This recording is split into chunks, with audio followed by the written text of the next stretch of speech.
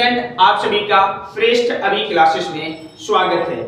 आज हम लोग आईयूटी इंट्रा यूट्राइन ट्रांसफर पर बात करने वाले हैं। इसमें क्या होता है, सबसे पहले आपको एक बात याद रखनी चाहिए, जितनी भी मैं आपको क्लासेस दे रहा हूं उसके जो फुल फॉर्म बता रहा हूं वो भी बोर्ड एग्जाम में मोस्ट इंपोर्टेंट क्वेश्चन के रूप में देखने को मिल जाते हैं, है ना। तो आईयूटी का पूरा नाम क्या है, तो इंट्रा यूट्राइन ट्रांसफर है। ये बात दिमाग में अच्छे से बैठ जानी चाहिए। अब क्या होता है, जो आईयूटी है वो टेस्ट ट्यूब बेबी के अंतर्गत ही आती है। किसके अंतर्गत आती है?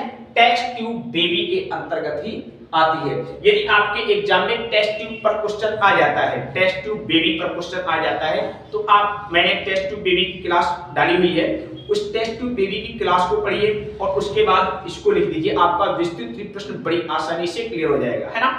टेस्ट ट्यूब बेबी के बारे में पूरा बताइए, फिर आईयूटी लिख दीजिए और जिप लिख दीजिए। ये सारे पॉइंट लिख दीजिए, आपका टेस्ट ट्यूब बेबी विस्तृत उत्तरी में बड़ी आसानी से क्लियर हो जाएगा।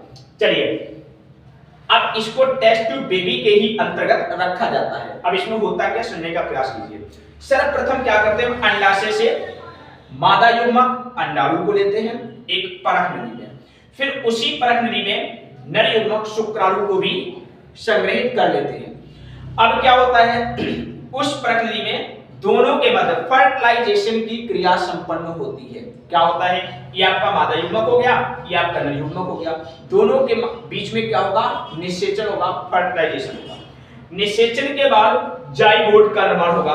किसका निर्माण होगा? जाइगोट का निर्माण होगा।